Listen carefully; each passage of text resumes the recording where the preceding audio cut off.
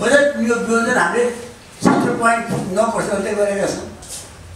यसरी के भने यहाँले पैसा गएर खुसी कुरा हो, तर अझै खुला रूपमा गर्ने। किनभने त्यसमा मैले झुहारीबाट भनिरहेको छु कि कमसेकम गाउँपालिका गाउँ विकास समिति होइन हो, जिम्मेवारी बढ्यो, जनसङ्ख्या बढ्यो, सेक्टर बढ्यो, संविधानले त्यो दायित्व बढेको छ भने धेरै कामहरू गर्नु परेको छ। यसले भने यसलाई कमसेकम न्यूनतम दिनुभयो 10 करोड एउटा गाविसलाई 10 देखि 39 करोड भन्नुहुन्छ, 10 करोड 15 करोड बनाउनुहोस्। नगरपालिका हेर्नुहोस्, हिजो केही नभएर गाउँहरूलाई हामी नगरपालिका बनाएका छौँ। तिनीहरूले अब के गर्नु पऱ्यो, आफ्नो भविष्य गर्नु पऱ्यो, आफ्नो भाडा बनाउनु पऱ्यो, कर्मचारी राख्नु पऱ्यो, आदि व्यवस्था गर्नु पऱ्यो। र अर्को रमाइलो कुरा के छ भने यसपालि जनताले चुनाव लडिरहेको छ, यस्ता निकायको मेला आइसकेको छ। अब हाम्रोमा चाहिँ केन्द्रमा आएछ, उनीहरूले के कुरा भोट मागेको छ, भोट मागेर के कुरा छ भने विकास काम गर्छु अरे। उनीहरूले विकास गर्नु मन गर्नु पऱ्यो, होइन गर्दैनन्। पुराना क्षेत्र यस्तो क्या नगर्नुहोस्, मलाई विश्वास गरेर अगाडि हिँड्नुपर्छ। र मलाई के लाग्छ भने सबभन्दा धेरै विकास काम यसपालि आउने आर्थिक वर्ष सबभन्दा बढी विकास काम यी यस्ता निकायले गर्छ, गाउँपालिका र नगरपालिकाले गर्छ। किन भन्नुहुन्छ भने मेरो टोलमा आएर भोट माग्न आए, के भने मैले भने मलाई मेरो यो बाटो बनाइदिनु पऱ्यो, मेरो नानी पढ्ने स्कुल खाना हालिदेऊ, खानेपानी मिल्ने खानापानी गरिदेऊ भनेको चाहिँ उसले जित्ने मान्छे मलाई के भने उनीहरूले यो म गर्छु भनेको। भोलि मैले लगाएर सुख उनीहरूले भोट त हो, भोट त हाल्दा बाटो हिँड्नलाई गाह्रो पर्छ। त्यो घर दैलेको सरकार हो, त्यो सिंहदरबारमा बसेर दूरदराज गाउँसम्म गइसकेका होइन। त्यहाँको नगर प्रमुख, त्यहाँ गाउँ प्रमुखले बाटो हिँड्दा आफ्नो मतदातालाई भेट्नुपर्छ। यसरी हो त निश्चित चाहिँ काम गरेर देखाउँछ। त्यो हामीले हौसला बढाउनु पऱ्यो। म त्यति बुझ्छु कि यो स्थानीय निकायलाई हामीले बढी गरिदियो भने नेपालको लोकतन्त्र सुदृढ हुन्छ, नेपालको लोकतन्त्र हल्लिँदैन। म त नेपाल आएर 60 वर्षै छु, साथसाथै मैले देखेको छु कसरी लोकतन्त्र छिन्ने काम हो। त यसलाई सुदृढ गर्नुहोस् स्थानीय निकायलाई, अनि कसैले कुनै पनि तानाशाही नेपालको लोक देखाउन सक्दैन। त्यस कारण पनि मलाई लाग्छ अहिले पनि विचार गर्नुहोस् मन्त्रीजीले, यसलाई चाहिँ नि काम गर्ने कुरामा हामी पुरा सहयोग गरौँ। आउने पनि व्यवस्था छ, त्यहाँ व्यवस्था छ, र त मलाई गम्भीर भन्न मन लाग्यो। दोस्रो कुरा, अब बजेटको साहित्य बढेको मैले बताइहालेँ। अहिले अर्को दुईतिर चुनौती कुरा मात्रै गर्छु छोटो सानो हुनाले। एउटा गम्भीर चुनौती अहिले के सामना गर्नुपर्छ, पुरानो कार्यको कन्टिन्यू गर्नु भएको छ, अर्को बाँच्नु ठिक हो, तर आर्थिक चुनौतीलाई सम्बोधन त गर्नु पऱ्यो। त आर्थिक एउटा के हो भने अहिले व्यापार घाटा, अहिले आजका मितिको समय व्यापार घाटा 6 खराब भइसकेको छ। अहिले अब 2 महिनाको बिचमा 2 खराब थपिन्छ, 8 या 9 खराब हुन्छ। डरलाग्दो व्यापार घाटा हो। यसलाई सम्बोधन गर्नु पऱ्यो। यसलाई सम्बोधन गर्न के गर्नु पऱ्यो भन्दाखेरि आयात घटाउनु पऱ्यो, निर्यात बढाउनु पऱ्यो। अब आयात बढाउँदाखेरि हेर्नु लाग्यो, धान हामीले 18 अरबको मगायौँ यसपालि। हामी फलफुल पनि बाहिर मगाइरहेको छौँ, के करोडको बनाउँछौँ, के अरबको आयात गर्छौँ। तरकारी जो स्वाभाविक रूपमा हामीको अब अरू देशभन्दा नेपाल तरकारी यहाँ बनाउन सक्छ। तरकारी समेत हामीले आयात गर्नुपर्छ, विदेश मगाइरहेको छ भने अब यो आयात कमसेकम कसरी गर्ने, निर्यात कसरी बढाउने भन्दाखेरि मलाई लाग्छ कि भने अहिले तत्काल यसको फर्मुला के हुनसक्छ भने कृषिमा बढी लगानी गर्नुहोस्, कृषि उत्पादन बढाउनुहोस्, कृषकलाई नै मद्दत गर्नुहोस्। अहिले मौसम राम्रो भइदिएर धान र मकै गहुँ त बढ्यो, यसले हामीलाई अझै देश के छ भने अझै हेल्प गर्यो भने अझै बाली बढ्छ। त्यो सँगसँगै हाम्रो सम्भावना के छ भने हाम्रो देश टप्परी लिएर कृषि उद्योग बढ्न सक्छ। त्यो उदाहरण दिउँ, मैले 68 सालको बजेटमा त्यो झापाको उसको के भन्छ वीरनगरमा छ नि त्यहाँ किसानलाई उनको मनोबल बढाउनको लागि मैले चाहिँ चिया किसान के साना किसान चिया कारखाना खोल्नु छ भने सहयोग गर्छु भने मैले 3 करोड रुपियाँ एकमुष्ट दान गरेँ। अहिले कसरी गएर हेर्ने हुन्छ वीरनगरको त्यहाँबाट चिया कारखाना चलाएछ। मैले बाह्रमा भनेको थिएँ लालबन्दीमा दिउँ न गोलमेडा उत्पादन गर्ने किसानहरूलाई र तपाईँहरू क्याचअप फ्याक्ट्री बनाउनुहोस्। नाथे गोलमेडाको जुस पनि क्याचअप पनि 20,000 पर्ने भयो भने त्यसको लागि त्यो टेवा दिनु पर्यो। यसरी के भने सरकारी उत्पादनमा धानबाली उत्पादन बढाउने कुरामा र किसानी उद्योगहरू फलफुल उद्योगहरू प्रचुर सम्भावना छन्। यो सब बढायो भने कमसेकम हामीले आय घटाउँछौँ निर्यात बढ्छ। अब एउटा उदाहरण गर्न चाहन्छु। धमुटाको उसमा चाहिँ नि हिलेमा चाहिँ नि सिटुवामा तरकारीको चाहिँ सहकारी छ। उसले उत्पादन गरेको बन्दा कलकत्ता बजारमा 2 रुपियाँ पनि बेच्छ। कुनै प्राइस भन्छ। यसले हामीलाई त प्रकृतिले साथ दिएको छ। म त्यसतर्फ लगानी बढाउने। दोस्रो कुरो गाउँमा गएको किसानमा गएको पनि रकममा दुरुपयोग भएको छ। त्यसलाई स्वयं किसानका जाने साना किसान ब्याङ्क जतिको मार्फत सहकारीको मार्फत तर यो कुरा गर्नु यो चाहिँ चुप भएको छ भन्ने मलाई लाग्छ। त्यसै प्रकारले साना घर उद्योगको चर्चा अहिले हेर्नुहोस्। साना घर उद्योगलाई मल गर्नुहोस्। यसले उत्पादन पाउँछ, रोजगारी पाउँछ, निर्यात पाउँछ। आज समस्या के भने उत्पादन बढाउने, रोजगारी बढाउने र निर्यात बढाउने यो व्यवहारलाई कम गर्ने कुरा हो। त्यसपछि अहिले उद्योगका निरीक्षणका मान्छे गराइरहेछन्। हामीले उद्योगको लागि हामीलाई के भएर यहाँ उद्योग विकास गर्नु गाह्रो पर्ने भन्नाले त्यसैले यसरी उद्योग खास गरेर म्यानुफ्याक्चरिङ उद्योग हुनु भारतले महत्त्वपूर्ण दिएको कुरा के भन्छ म्यानुफ्याक्चरिङ उद्योग हो। सिजनले म्यानुफ्याक्चरिङ उद्योगबाट दुनियाँ हल्लाइरहेको छ। तर कहीँ म्यानुफ्याक्चरिङ उद्योग नभइकन त्यो समितिमा जान्छ। यहाँ हामी हेर्नुहोस् त हाम्रो कुल राष्ट्र उत्पादनमा उद्योगको कन्ट्रिब्युसन घट्दै घट्दै गइरहेको चिन्ता विषय आउनु पऱ्यो परेन। यस्तो ध्यान गएर मलाई 2 कुरा भन्ने खोजेँ मैले। तेस्रो कुरामा के भन्छु भने यसले एउटा राम्रो कुरा ल्याएको छ। यो राष्ट्रिय गौरवका कार्यक्रमहरू ठुला प्रोजेक्टहरू विषयमा राम्रो कुरा ल्याएको छ। यो कसरी यसलाई चाहिँ नि आज हाम्रो देशको आउने समस्या के भने कार्यान्वयनको समस्या।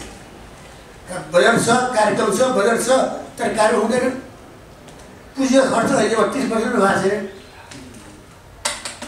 त्यसकारण के भने यसलाई अब कसरी सञ्चालन गरिकन देशमा धेरै गम्भीर छलफल भएको बखतमा मन्त्रीजीले राम्रो कार्यतालिका बनाइदिनुहोस्। मलाई धन्यवाद दिन्छु कि वास्तवमा राम्रो कार्यतालिका हो। त्यसलाई फलो गऱ्यो भने धेरै राम्रो हुन्छ। तर त्योबाट छुट्यो के भने यो भइरहेको कामलाई मोनिटरिङ कसले गर्ने, अनुगमन कसले गर्ने, राजनीतिक नेतृत्वले अनुगमन गर्नु पर्यो।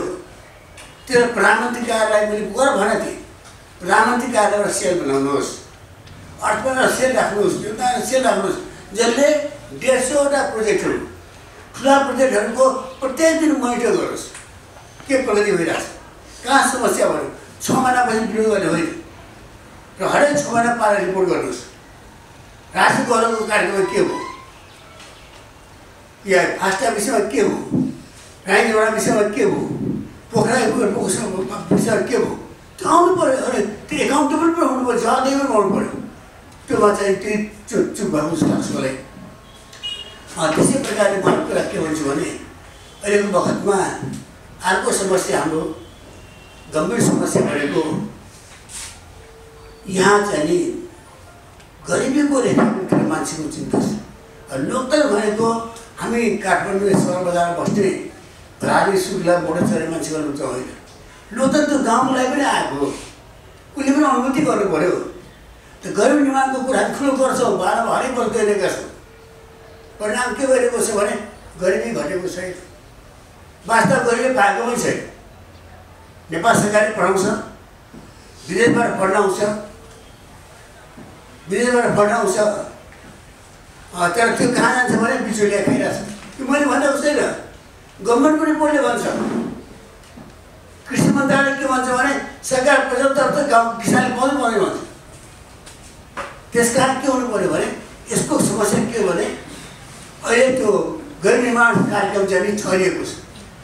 छरेको कार्यक्रम हेर्नुहोस्, छरेको कार्यक्रम गैर निर्माण कार्य छरेको हुनाले के भयो, हरेक मन्त्रालय आफ्नो गइरहेको छ, अरू कति आइरहेको छ, कहाँ गइरहेको छ, के कार्यक्रम गरेर थाहा पनि छैन। यसलाई के भन्नु भने एक द्वार प्रणालीमा ल्याउँ, एउटा खातामा एउटा मन्त्रालयमा राखौँ र सबै गैर निर्माण कार्यक्रममा फन्ड बढाउँ र जनता अनुमति गर्नु के भने लोकतन्त्र गणतन्त्र आग्रहले अब गरिबका साथीहरू गरिब भएका साथीहरूले पनि जीवनमा सुधार गरेको अनुमति गर्नु। मलाई त्यो लाग्छ त्यसै अर्थमा के थप्नु परेको आउनु सक्छ। त्यसै प्रकारले युवा स्वरोजगार हुन् त यो युवा स्वरोजगार कोष लगायत विचारकहरूलाई एक ठाउँमा मिलाइएको छ। आज कति चिन्ता विषयहरू छ।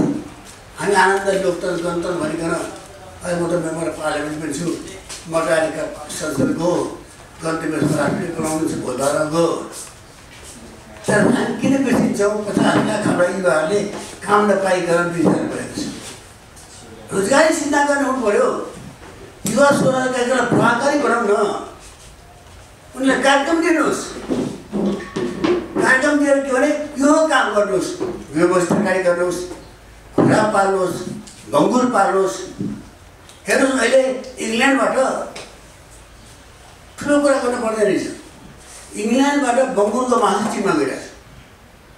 अहिले ब्रिटेनका जनताले छ नि के मान्छेहरूले बङ्गुर पाएर कमाइरहेको छ। अमेरिकाले भक्क समाचार के गर्यो भने अमेरिकामा गाईको मासु चाहिँ चिल्ले किनिदिन्छु भने दङ्ग परेको ब्रिटेनहरू। एउटा बङ्गुरको मासु गर्न सकिन्छ, यहाँ कुखुरा गर्न सकिन्छ, खसी बोरा गर्न सकिन्छ। अहिले माछा विदेशमै ल्याउँछौँ।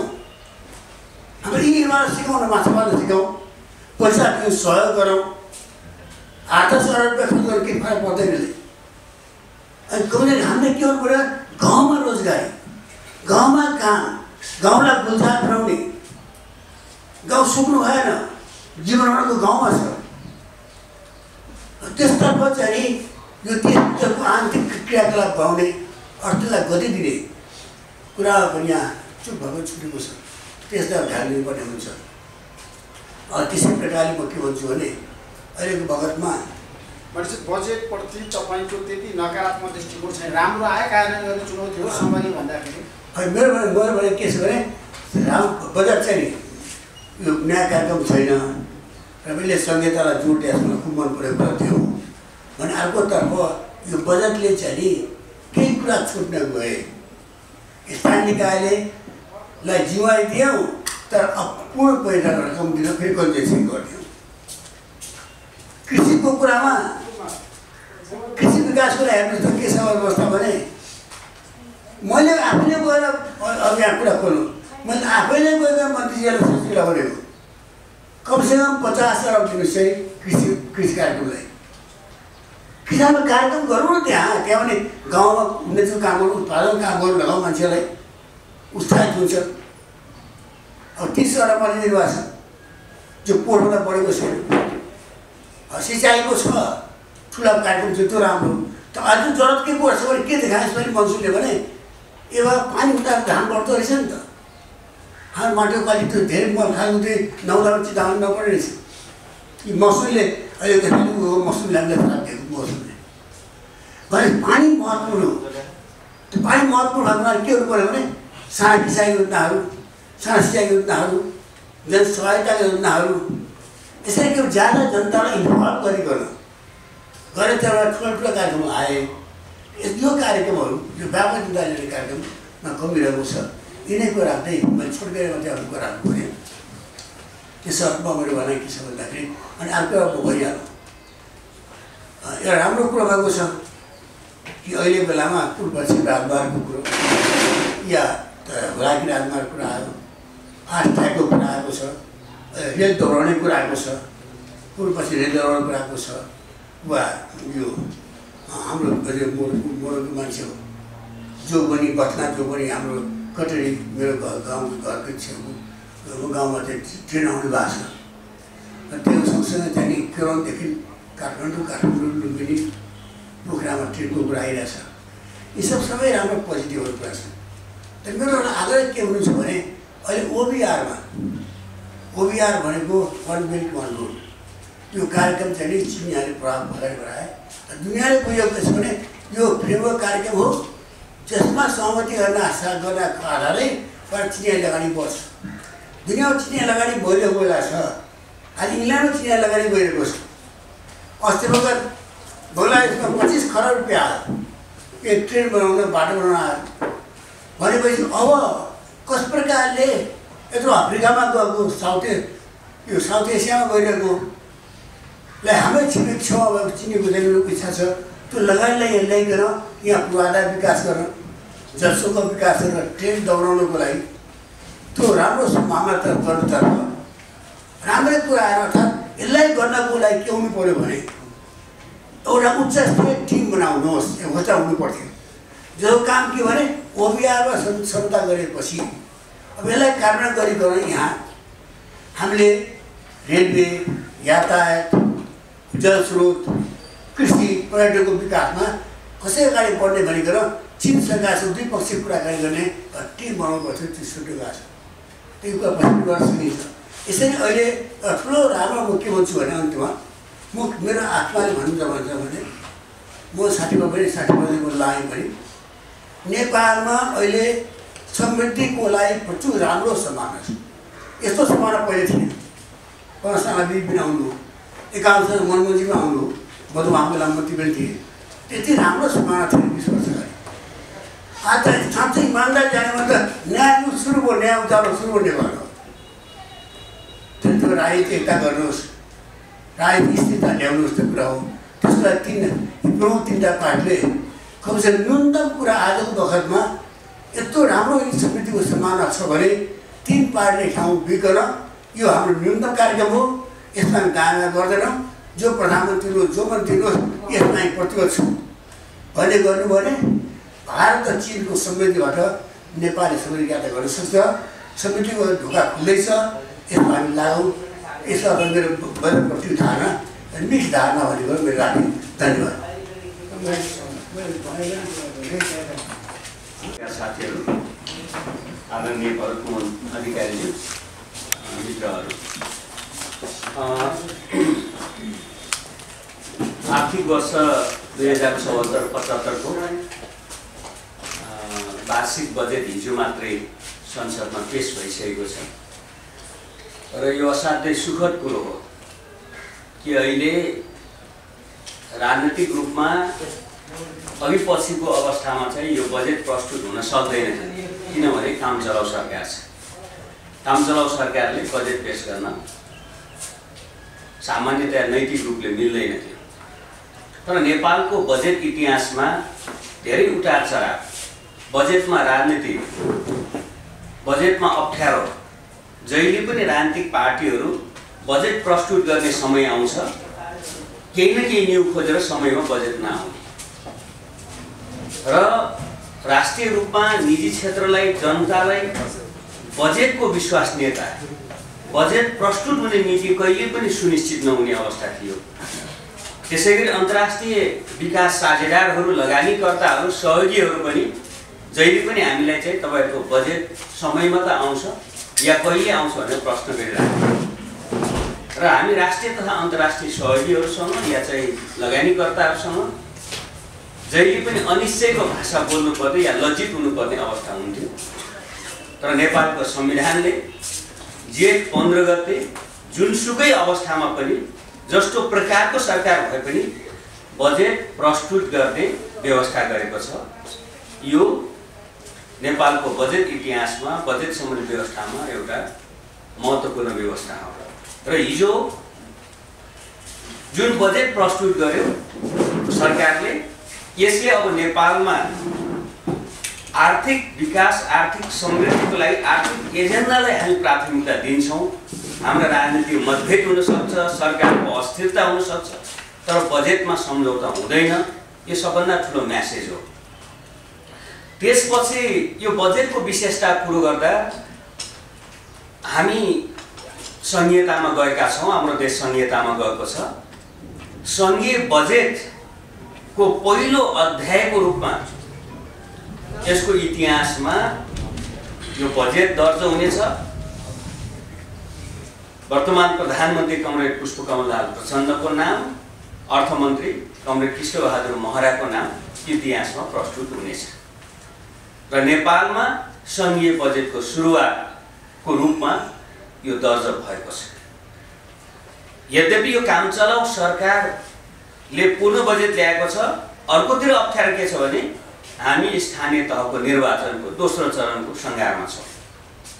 त्यसले हामी आचार संहिताभित्र रहेर नयाँ कार्यक्रमहरू नल्याउने गरी आचार संहितालाई ध्यान दिँदै कि चुनावलाई प्रभाव पार्ने खालको नहोस् भन्नेमा सरकार सतर्क रहेको छ। यति हुँदाहुँदै पनि हाम्रो संघीयताको सुरुवात हामीले प्रयोग स्थानीय तहको निर्वाचन जो पहिलो चरण सम्पन्न भइसकेको छ, त्यसबाट 34 जिल्लामा प्रतिनिधिहरू पनि आइसक्नु भएको छ र निकट भविष्यमा हामी दोस्रो चरणको सम्पन्न गर्छौँ। र यो बजेटको विशेषता भनेको संघीय बजेटको स्वरूपमा आएको छ। एक दोस्रो, संघीयता कार्यान्वयनको पहिलो खुड्किलो स्थानीय तह भएको छ र स्थानीय तहलाई पर्याप्त बजेट जो समपूरक भन्छ कि चाहिँ निशर्त ढङ्गले पुग्दो बजेट। मनाङको एउटा गाउँपालिका 500 जनसङ्ख्या छ, त्यहाँ कम्तीमा पनि 10 करोड बजेट गर्नु, कम्तीमा पनि भने सामान्यतया अहिलेसम्मको जसरी स्थानीय निकायहरूले या जनताको तहमा गाउँमा पुग्ने बजेटको धेरै गुणा बजेट वृद्धि भएको छ र यसले नयाँ निर्वाचन सम्पन्न हुँदै गर्दा स्थानीय तहमा 20 वर्षपछि घर दैलोमा स्थानीय निकाय होइन स्थानीय सरकार पाइराख्दा नेपाली जनताको राजनीतिक रूपले लोकतन्त्र, त्यो पनि सहभागितामूलक लोकतन्त्रलाई सुनिश्चित गर्ने, अनुभूत गर्ने बजेटले चाहिँ व्यवस्था गरेको छ र स्थानीय तह, स्थानीय सरकारहरू यसले चाहिँ मजबुत बनाएको छ र जसरी शासनमा जनताको सहभागिता प्रत्याभूत गर्ने स्थानीय तहलाई लिएका छौँ, त्यसरी नै आर्थिक विकासमा बजेट निर्माण र कार्यान्वयनमा स्थानीय तहमा जनता प्रत्यक्ष सहभागी हुने जो परिकल्पना हाम्रो लोकतन्त्रले गरेको छ त्यसलाई सुनिश्चित गरेको छ। यो एउटा विशेषता हो। अर्को विशेषता सायद हामीले आचार संहिताको दायरामा नरहेको भए कैयौँ बजेटहरू छर्नुपर्ने अवस्था हुन्थ्यो होला अर्थमन्त्रीलाई। त्यो अवस्था नरहँदा हामीसँग पर्याप्त बजेट आकार हुँदा, त्यसको सिलिङ रहँदा उहाँले चाहिँ राष्ट्रिय गौरवका आयोजनाहरूमा उहाँले बारम्बार आफ्नो विभिन्न स्पिचहरूमा भन्नुहुन्थ्यो मुट्ठी फुकाएर सरकारले राष्ट्रिय गौरवका आयोजनाहरूमा बजेट विनियोजन गरेको छ। 3वटा खास गरी त्रिभुवन अन्तर्राष्ट्रिय विमानस्थल, लुम्बिनी अन्तर्राष्ट्रिय विमानस्थल, पोखरा विमानस्थललाई 13 अरबभन्दा बढी 3वटा विमानस्थलको लागि मात्रै जो विनियोजन गरेको छ। सायद यस प्रकारको अवस्था सायद हुन्थेन होला। त्यसै गरी चाहिँ हुलाकी राजमार्गको कुरो, उत्तर दक्षिण लोकमार्गहरूको कुरो, ठुला जलविद्युत आयोजनाहरूको लागि यसले पर्याप्त बजेट विनियोजन गरेको छ र त्यसलाई समयमै आयोजनाहरू सम्पन्न गर्ने ग्यारेन्टी गरेको छ। फास्ट ट्र्याक काठमाडौँ तराई मधेस द्रुत मार्ग जो छ त्यसलाई धेरै राजनीतिक विषय पनि बनाइएको थियो र यस वर्ष भर्खरै प्रधानमन्त्रीले शिलान्यास गर्नुभएको छ। 10 ठाउँबाट एकैसाथ काम सुरु गर्ने भनेर कामको सुरुवात पनि भइसकेको छ। त्यसमा अहिले बजेटको सुनिश्चितता गरिएको छ। अर्कोतिर ठुला आयोजनाहरूको चर्चा गर्दा नेपालमा हामी चाहिँ लोड सेडिङ मुक्त गर्ने र उज्यालो नेपालको अभियान अन्तर्गत इतिहासकै सबभन्दा धेरै बजेट ऊर्जा क्षेत्रमा, सायद मेरो जानकारी अनुसार मैले ध्यान दिएअनुसार 78 अर्ब बजेट ऊर्जा क्षेत्रमा विनियोजन गरिएको छ।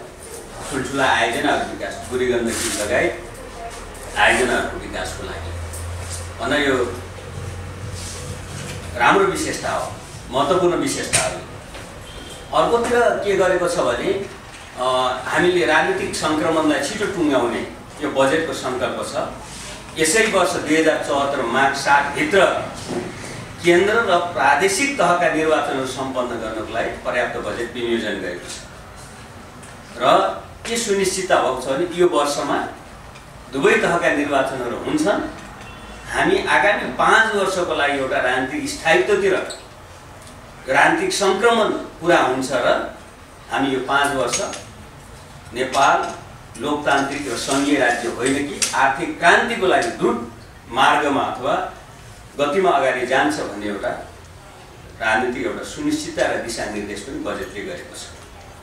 त्यसैले बजेटका अरू सीमाहरू त अवश्य पनि छन्, किन नयाँ कार्यक्रमहरू ल्याउन नपाउँदा, तैपनि भइरहेकै कार्यक्रम, नियमित कार्यक्रमहरूलाई बजेट, पर्याप्त बजेट विनियोजन गर्ने, यसलाई समयमै पुरा गर्ने र त्यसलाई विस्तार गर्ने, त्यसलाई परिमार्जन गर्ने कार्यक्रमहरू अगाडि सारेको छ। र अघि पनि चर्चा गर्नु भर्खमनजीले कि यस अर्थमा चाहिँ यसलाई हामी सकारात्मक रूपले लिनुपर्ने हुन्छ। अब यहाँ बाहिर हामी सुन्नमा आएको छ निश्चय पनि जनताको तहमा कर्मचारीहरूले तलब वृद्धि भएन, सेना तथा जङ्गी तथा सुरक्षातिर तलब वृद्धि भएन, यता चाहिँ मुद्रास्फीति छ, महँगी छ, अनि हाम्रो तलब चाहिँ वृद्धि नहुने भन्ने खालको सामान्य सामाजिक सञ्जालहरू या मिडियाहरूमा सामान्य गुनासोहरू छन्। म यही मञ्चबाट के अनुरोध गर्न चाहन्छु भने आचार संहिताका कारणले नियमित हुनुपर्ने तलब र सुविधा वृद्धि अहिले गरेको छैन, तर अर्थमन्त्रीजीले एउटा आयोग गठन गरेर त्यसलाई रिभ्यू गर्ने र सायद त्यो आगामी पूरक बजेटको रूपमा त्यसलाई सम्बोधन हुन्छ भन्ने मेरो विश्वास हो। त्यसै गरी ज्येष्ठ नागरिक, एकल महिला लगायतका सामाजिक सुरक्षा भत्ताहरूको वृद्धिको बारेमा पनि त्यसमा चाहिँ पूरक बजेटमै व्यवस्था गर्ने गरी आवश्यक रकमहरू राखिएको कुरो जानकारी हामीले पाएका छौँ। त्यसै गरी खास गरी युवा स्वरोजगारको लागि सुनिश्चितता गर्ने कुरो र समग्र सामाजिक सुरक्षा, सामाजिक न्यायको सिद्धान्तलाई आत्मसात गर्दै आर्थिक समृद्धिको परिकल्पना जो यो सरकारले गरेको छ त्यो अनुसारको सामाजिक सुरक्षा भत्ताहरू वृद्धि गर्ने व्यवस्था गर्ने र एउटा आर्थिक काममा केन्द्रित गर्नको लागि एउटा सामाजिक सन्तुलन अथवा सामाजिक शान्तिको वातावरण बनाउने कुरो छ। त्यसतर्फ रकमहरूको व्यवस्था छ, तर त्यसलाई पूरक बजेट मार्फत विनियोजन हुन्छ भन्ने मेरो विश्वास रहेको छ। र अर्कोतिर यो बजेटकै बारेमा चर्चा गर्दा यसको आकार ठुलो भएको छ र कति साथीहरूले, विज्ञहरूले हामी टिप्पणी सुनिरहेका छौँ कि स्रोत कहाँबाट आउँछ भन्दा अहिले राजस्व सङ्कलनमा पछिल्लो 10 वर्षमा 18 देखि 20% को दरमा वृद्धि भइरहेको छ, केही वर्ष खास अवस्थाहरू बाहेक। त्यसो हुँदा अहिले पनि सामान्य 20% जति जो राजस्व वृद्धिको चाहिँ कल्पना गरिएको छ त्यो सजिलै हासिल हुन्छ। एकातिर हामी पुनर्निर्माण, भूकम्पपछि पुनर्निर्माण काम यो वर्ष पर्याप्त बजेट विनियोजन गरिएको छ र त्यसले चाहिँ आर्थिक क्रियाकलापहरू वृद्धि हुनेछ र साथसाथै स्थानीय तहमा जनप्रतिनिधिहरू हामी यो वर्ष पाएका छौँ, पाउँदैछौँ। यसले जनतामा एउटा उत्साह, नयाँ प्रतिनिधिहरूमा खर्च गर्ने र एउटा आर्थिक क्रियाकलापमा एउटा राम्रो वृद्धि हुने, चलायमान हुने, आर्थिक चलायमान हुने अवस्था छ। त्यसले अवश्य पनि नेपाली जनताको समग्र आयमा वृद्धि हुन्छ। यस वर्ष 60% को चाहिँ आर्थिक वृद्धि भएको छ। त्यसबाट अवश्य पनि व्यक्तिका विभिन्न व्यवसायहरूका के अरे आयमा वृद्धि भएको छ। त्यसको आगामी वर्षमा त्यसको प्रभाव इन्कम ट्याक्समा अवश्य पनि पर्छ र नयाँ अर्थमन्त्रीज्यूको लागि राम्रो राष्ट्र सङ्कलनको आधार स्रोत जुटाउने आधार बनेको छ र इतिहासमै ठुलै के अरे उसमा परिमाणमा वैदेशिक सहायता परिचालनको व्यवस्था पनि गरेको छ र यो वर्ष अर्थमन्त्रीजीलाई के पनि सुविधा रह्यो भने 1 खरबभन्दा बढी गत वर्षको बजेट सरप्लस रह्यो। त्यसले गर्दा यो आकार हेर्दा अलि आकार वृद्धि 17-18 करिब 21% वृद्धि भन्दा मान्छे आश्चर्य जस्तो लाग्न सक्छ। नयाँ कार्यक्रम छैन तर वृद्धि कहाँबाट आउँछ स्रोत ठुलो भएन भन्दा चाहिँ त्यो चाहिँ अहिलेको अर्थमन्त्रीजीलाई त्यो सुविधा पनि भयो र निश्चय पनि आकार ठुलो जस्तो देखिन्छ। तर हामीले पछिल्ला वर्षहरूमा जसरी हाम्रो आर्थिक क्रियाकलाप बढ्दै गएको छ, आर्थिक वृद्धि चाहिँ तीव्र रूपमा भइरहेको छ, यो वर्ष 7 वर्ष हामी ग्रोथ रेट हासिल गऱ्यौँ भने अर्को वर्ष आउने वर्ष 7.2 को चाहिँ हामीले कल्पना गरेका छौँ अथवा चाहिँ प्रक्षेपण गरेका छौँ। यो सबै सन्दर्भमा यो आकार ठुलो होइन। चाहिँ मैले पत्रकार साथीहरूलाई राजनीतिक धेरै अप्ठ्याराहरूका बावजुद बजेट आएको छ। संविधानले व्यवस्था गरे अनुसार अब चाहिँ राष्ट्रिय अन्तर्राष्ट्रिय रूपमा हामी गर्वका साथ उत्साहका साथ के भन्न सक्छौँ भने निजी क्षेत्रलाई लगानी गर्नुहोस्, सहयोग गर्नुहोस् र हामीमा एउटा आर्थिक अनुशासन बजेट अनुशासन छ भन्ने एउटा म्यासेज दिएको छ। अर्कोतिर अर्थमन्त्रीले यो बजेट मार्फत चाहिँ बजेट खर्च गर्ने ग्यारेन्टी कि यो बजेट भाषण लगत्तै के जस्तै अब यो कार्यान्वयन हुन्छ फेरि चाहिँ त्यो अख्तियारी दिइराख्ने विभिन्न तहमा रोक्ने आफ्नो मान्छे राम्रो छ कि छैन भनेर विभिन्न तहमा आफ्नो मान्छे सरुवा गर्ने अनि मात्रै बजेट पठाउने जस्ता चाहिँ विभिन्न चाहिँ अप्ठ्याराहरू थिए विगतमा। यो सबै फुकाइदिनु भएको छ। एउटा तालिका बनाएर बजेट कार्यान्वयन गर्ने जो तालिका दिनुभएको छ त्यो असाध्यै सुखद हो र अरू चाहिँ समग्र अर्थतन्त्रको क्षेत्रमा सुधारको लागि चाहिँ केही नीतिगत कुरोहरू अघि सार्नु भएको छ। त्यो सुखद र सकारात्मक कुरो छ जसले हाम्रो समग्र अर्थतन्त्रलाई चलायमान बनाउँछ र अब राजनैतिक सङ्क्रमण यसै वर्षदेखि 2वटा निर्वाचनहरू सम्पन्न गरेर हामी पुरा गर्छौँ र हामी सँगसँगै अब आर्थिक क्रियाकलाप र आर्थिक क्रान्ति विकास र समृद्धिमा हामी फोकस हुन्छौँ भन्ने यसले म्यासेज दिएको छ। ठ्याक्कै भन्नुहोस् शेरबहादुर कति दिनभित्र प्रधानमन्त्री बन्नुहुन्छ माओवादीको समर्थनमा? बजेटमा कहिले लेखेको छैन, बजेट भाषणमा कहिले पनि आएको छैन। होइन तर पनि तपाईँ त एउटा सत्तासीन दलको प्रमुख नेता हो। बजेट भाषणमा त देखेन मैले, तैपनि अब त बोल्नै पर्यो यहाँ सोचिसकेपछि। अब अहिले सम्मान राष्ट्रपतिजीले 7 दिनको जो सहमतिको लागि समय दिनुभएको छ, आजै शेरबहादुर देउवाजीले समर्थनको लागि सबैलाई बोलाउनु भएको छ। त्यसलाई हामी सकारात्मक रूपले लिएका छौँ। सकेसम्म 2 तहका बाँकी निर्वाचन सम्पन्न गर्न र देशलाई एउटा आर्थिक समृद्धिको बाटोमा दोहोऱ्याउनको लागि मेजर 3 पार्टी एक ठाउँ बसेको राष्ट्रिय सरकार त्यो चाहिँ राम्रो हो। माओवादी केन्द्रतर्फबाट त्यसो हुन सक्यो भने राम्रो र पहिलो र दोस्रो ठुलो दलहरू सँगै नबस्ने यो लोकतान्त्रिक मान्यता हो भनेर उहाँहरू सायद एकै ठाउँ बस्न मानिराख्नु भएको छैन। हाम्रो प्रयत्न हामी चाहिँ एकै ठाउँ बसाउने प्रयत्न रहन्छ। एक दोस्रो त्यसमा चाहिँ स्वाभाविक रूपमा यसो राजनीतिक चलखेलहरू पनि छन्।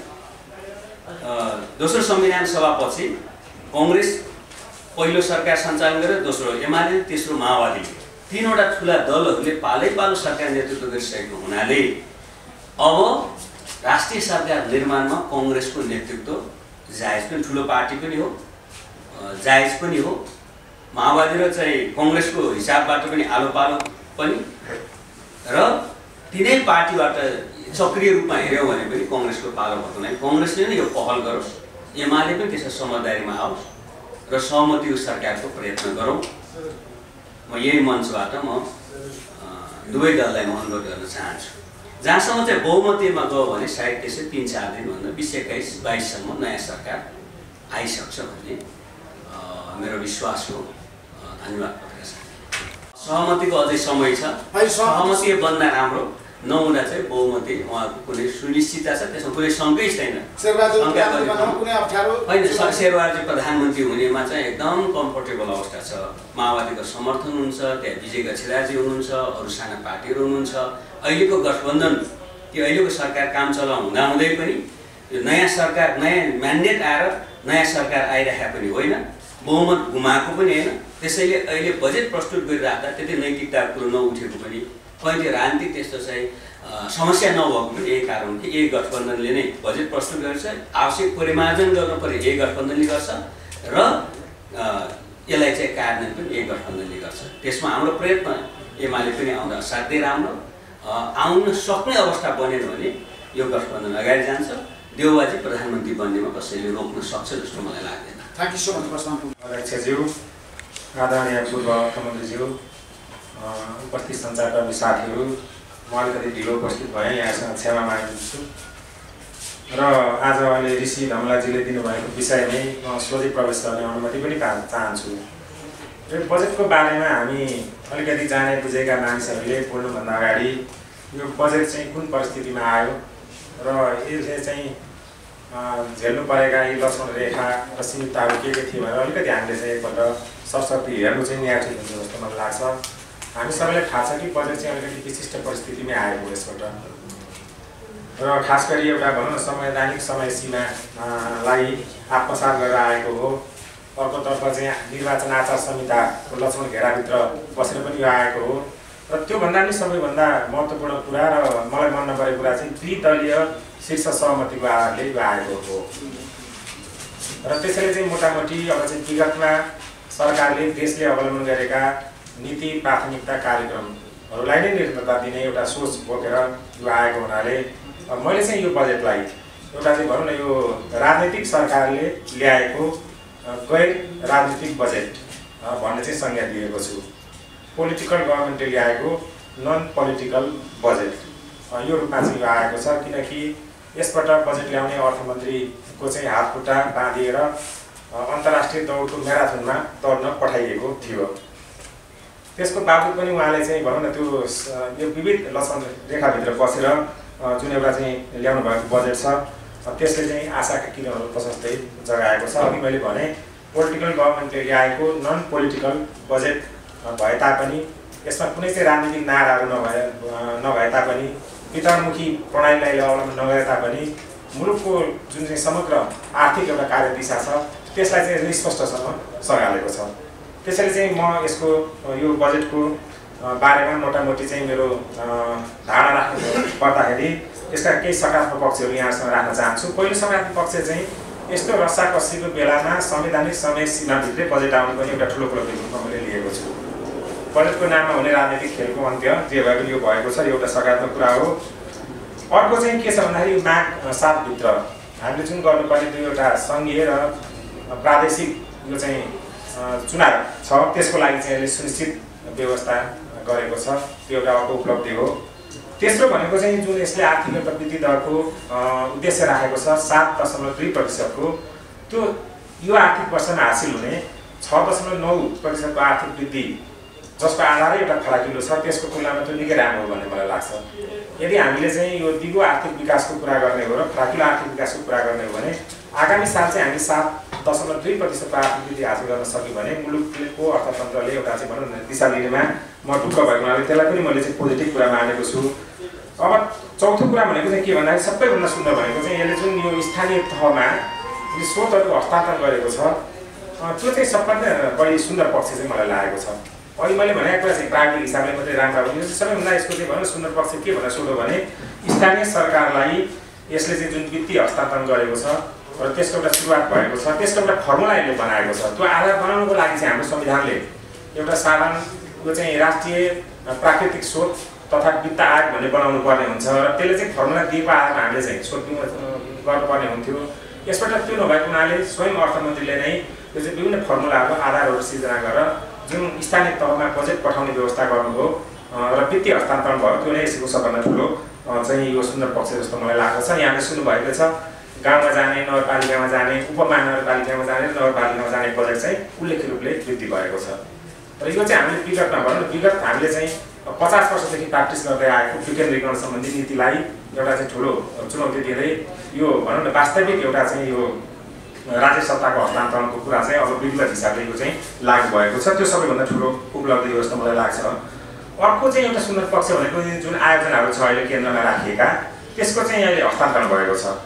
50 लाखसम्मको आयोजना गाउँमा जाने गाउँपालिकामा, 1 करोडसम्मको नगरपालिकामा जाने र 2 करोडभन्दा माथिको आयोजना 2 करोडसम्मको आयोजना चाहिँ उपनगरपालिका अथवा चाहिँ महानगरपालिकामा जाने भनेर स्पष्ट भनिदिएको हुनाले यो खुद्रा खाद्री आयोजनाहरू केन्द्रबाट हेर्ने जुन हाम्रो चाहिँ भनौँ एकात्मक सोचको चाहिँ त्यो अन्त्य भएको छ, त्यो पनि एउटा चाहिँ ठुलो उपलब्धि हो भन्ने मैले मानेको छु।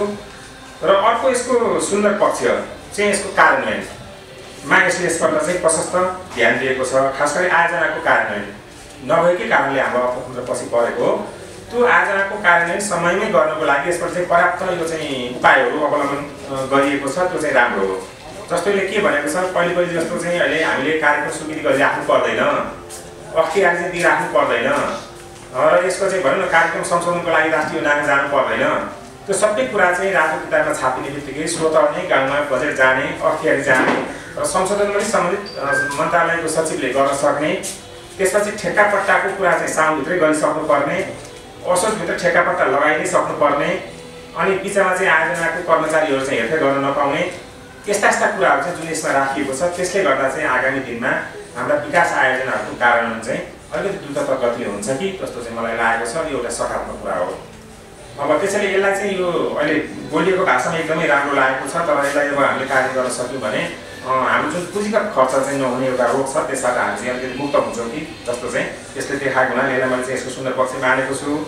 र अर्को चाहिँ अब नयाँ कार्यक्रम चाहिँ मैले अघि भने अर्थमन्त्रीको चाहिँ हात बाँधेर अब चाहिँ दौडमा पठाइए तापनि केही नयाँ कार्यक्रम पनि उहाँले चाहिँ ल्याउनु भएको छ यसमा चाहिँ चलाखीपूर्वक, र त्यो मलाई चाहिँ राम्रै लागेको छ। जस्तो चाहिँ उहाँले के भन्नुभएको छ कि 7 वर्षमा हामी 17,000 मेगावाट बिजुली निकाल्छौँ। यो पनि एउटा चाहिँ भनौँ राजनीतिक उद्देश्यले ल्याइएको कार्यक्रम हो। हुन्छ त्यो दिशातर्फ हामी उज्यालो नेपालतर्फ अगाडि बढिराखेकै छौँ। त्यस्तै अर्को चाहिँ रसुवा गढीदेखि पोखरादेखि भैरवासम्म जाने होइन काठमाडौँ रेलमार्ग, रसुवागढी काठमाडौँ पोखरा भैरवा, यो भनौँ न यो रेलमार्गको कुरा पनि उहाँले यहाँ ल्याउनु भएको छ। हुन त समावेश अध्ययन गर्ने भनेर त्यहाँ राखिएको छ, यो पनि नयाँ कार्यक्रम मान्नुपर्छ हामीले। तर के हो एउटा इकोनोमिक लाइफलाइन भएको हुनाले मैले यसलाई सकारात्मक रूपले लिएको छु। त्यसको चाहिँ के छ, अर्को चाहिँ यो राष्ट्र सेवकहरूले मिलेर चाहिँ 500 मेगावाटको जलविद्युत आयोजना बनाउने भन्ने पनि एउटा राजनीतिक कार्यक्रम पनि आएको छ। त्यो पछिसम्म हुन्छ कि हुँदैन त्यो पनि यसमा परेको छ। जे होस् यसले जलविद्युतलाई यसले चाहिँ अलिकति ध्यान दिएको जस्तो देखिन्छ। र अर्को चाहिँ यो अहिले चाहिँ हामीसँग अब तल्लो बेल्टमा यो चाहिँ हामीसँग हुलाकी राजमार्ग छ, पूर्व पश्चिम सबैभन्दा दक्षिणमा। त्योभन्दा माथि चाहिँ हाम्रो पूर्व पश्चिम होइन महेन्द्र राजमार्ग भन्थ्यौँ हामी, त्यो छ। त्योभन्दा माथि हामीले चाहिँ मध्य पहाडी लोकमार्ग बनाएका छौँ। र त्योभन्दा माथि पनि एउटा चाहिँ निम्न हिमाली राजमार्ग लोकमार्ग भन्ने त्यसको परिकल्पना नै यसले गरेको छ। त्यो पनि देशको एउटा चाहिँ भनौँ न यो विकासको लागि र एकताको लागि र यो चाहिँ कनेक्टिभिटीको लागि चाहिँ निकै राम्रो चाहिँ कुरा उहाँले ल्याउनु भएको छ। अब यो तलब सुझाव आयोगहरू गठन गर्ने अनि हरेक 7वटा प्रदेशमा मेगा सिटीहरू बनाउने भन्ने कुरा पनि आएका छन्। यी पनि चाहिँ 5-7वटा कार्यक्रम चाहिँ उहाँले पुरानै कार्यक्रम निरन्तरता हो भन्ने पनि ल्याएको छ। तर त्यसले चाहिँ मुलुकको अर्थतन्त्रलाई गति दिन्छ भन्ने मलाई लागेको छ। अब नकारात्मक कुराहरू के हुन सक्छ भन्ने मेरो धारणा तपाईँले सोध्नु भने सबभन्दा पहिला साइजमै मेरो भनाइ छ। हाम्रो अर्थतन्त्रको आकार आजको दिनमा 26 खर्ब बराबरको कुल गार्हस्थ्य उत्पादन हो। जिडिपी भनेको हाम्रो 26 खर्ब रुपियाँ हो, 2600 अर्ब। अब त्यसको चाहिँ एउटा भन्छ बजेट बनाउँदाखेरि चाहिँ हामीले यो म्याक्रो इकोनोमिक फ्रेमवर्कमा त्यसको 40% जति मात्रै चाहिँ हामीले बजेटको साइज हुनुपर्छ भन्ने एउटा अन्तर्राष्ट्रिय मान्यता छ। अब यसबाट चाहिँ त्यसलाई अलिकति ठाडै उल्लङ्घन गरियो। हुन त त्यो कोर पनि अलिकति उल्लङ्घन भएको थियो। अब यसबाट चाहिँ अलिकति उल्लङ्घन भएको हुनाले यसको साइज चाहिँ करिब अब भनौँ 12-78 भनेको यसलाई 13 मान्ने हो भने हाम्रो चाहिँ कुल गार्हस्थ्य उत्पादन जिडिपीको करिब 50%को आकारको यो बजेट चाहिँ हाम्रो हिसाबले अलिकति महत्त्वाकांक्षी नै हो। तर चाहिँ के छ, हाम्रो धेरै यो विकास निर्माण कार्यक्रमहरू अलिकति चाहिँ भनौँ तीव्रता गतिले कार्यान्वयन गर्नुपर्ने भएको हुनाले र चाहिँ आगामी 2टा चुनावहरूलाई पनि यसमा बजेट राखिएको हुनाले बजेटको आकार चाहिँ अलिकति बढ्नु फेरि त्यति अस्वाभाविक होइन जस्तो मलाई चाहिँ लागेको छ। अर्को चाहिँ यसको भनौँ न अब सबैभन्दा नकारात्मक पक्ष भनेको चाहिँ यो निजी क्षेत्रलाई जुन एउटा हौसला उत्साह र यसको चाहिँ मनोबल बढाउनु पर्ने किसिमका नीतिगत कुराहरू घोषणा गर्नुपर्ने थियो, त्यो चाहिँ यसले गर्न सकेन जस्तो मलाई लाग्छ। त्यसमा कुनै राजनीति लाग्दैन थियो। हाम्रो व्यापार घाटा यहाँले सुनिहाल्नु भएको बजेटमा कि बढ्दो छ। हाम्रो निर्यातको वृद्धि दर 12% छ, जबकि आयातको वृद्धि दर चाहिँ अब चाहिँ 39% छ। र त्यो ग्याप चाहिँ बढ्दो भएको हुनाले यो चाहिँ भनौँ निर्यातलाई प्रोत्साहन दिने किसिमको कुनै कार्यक्रमहरू अनि त्यसपछि हाम्रो जुन यो कानुनी नीतिगत र प्रक्रियागत जटिलता हटाउने कुराहरू चाहिँ यसमा आइदिएको भए निजी क्षेत्र अलिकति बढी उत्साहित हुन्थ्यो। किनकि यो मुलुकको आर्थिक विकास चाहिँ निजी क्षेत्रको संलग्नता बिना सम्भव छैन। त्यसले निजी क्षेत्रको एउटा स्पिडलाई यसले चाहिँ समाधान सम्बोधन गर्न नसक्नु एउटा चाहिँ कमजोरी जस्तो मलाई लागेको छ। र खास गरी अब चाहिँ भनौँ न यसले जो स्थानीय तहमा दिएको बजेटहरू चाहिँ अब फर्मुला बनाएर भनौँ न यो चाहिँ साउन 1 गते नै तल स्थानीय निकायको प्राङ्गणमा बजेट चाहिँ पुर्याउने व्यवस्था गरौँ। तर त्यसको कार्य कसरी गर्ने भने चाहिँ अझै त्यति खुलस्त भइसकेको छैन। यो त्यहाँ त संस्थागत संरचना पनि छैन, कर्मचारीको चाहिँ भनौँ न व्यवस्था पनि छैन, प्रक्रिया कार्यविधिहरू पनि फिक्स नभएको हुनाले अब एकैचोटि यत्रो बजेट हामीले त्यहाँ गयौँ। ती कार्यक्रमहरू विभिन्न लाइन मिनिस्ट्री लाइन एजेन्सीहरूले कार्यान्वयन गरिरहेका थिए। अब त्यो चाहिँ स्थानीय निकायले कसरी गर्छ भन्ने त्यो एउटा स्पष्ट खाका स्पष्ट निर्देशिका स्पष्ट गाइडलाइनहरू चाहिँ आउन अलिकति बाँकी छ। त्यो आयो भने मेरो विचारले चाहिँ यो राम्रै हुन्छ जस्तो लाग्छ। अर्को चाहिँ यसको चाहिँ नराम्रो भनेको सार खर्च चाहिँ अब फेरि बढ्दै गएको छ। यो बजेटमा जति सार खर्च बढो उति नराम्रो मानिन्छ, जति पुँजीगत खर्च हामीले चाहिँ बढाउन सक्यौँ त्यो राम्रो मानिन्छ। अब यसबाट चाहिँ गत वर्षभन्दा पनि 3%ले अथवा करिब चाहिँ 60% चाहिँ सार खर्च मानिएको छ, जुन चाहिँ अब 37% बाँकी मात्रै हुन आउँछ कि वित्तीय व्यवस्थापन र पुँजीगत खर्चको लागि जुन चाहिँ न्यून हो जस्तो मलाई लागेको छ। र मोटामोटी म यही भन्दै बजेटले अब चाहिँ जुन एउटा आक्रामकता जुन एउटा उत्साह चाहिँ देखाउनु पर्थ्यो त्यो देखाउन सकेन। तर पनि मुलुकले लिएको एउटा दीर्घकालीन आर्थिक यो चाहिँ भनौँ न विकासका कार्यक्रमहरूलाई आर्थिक समृद्धिका कार्यक्रमहरूलाई यसले चाहिँ अगाडि बढाउने एउटा प्रतिबद्धता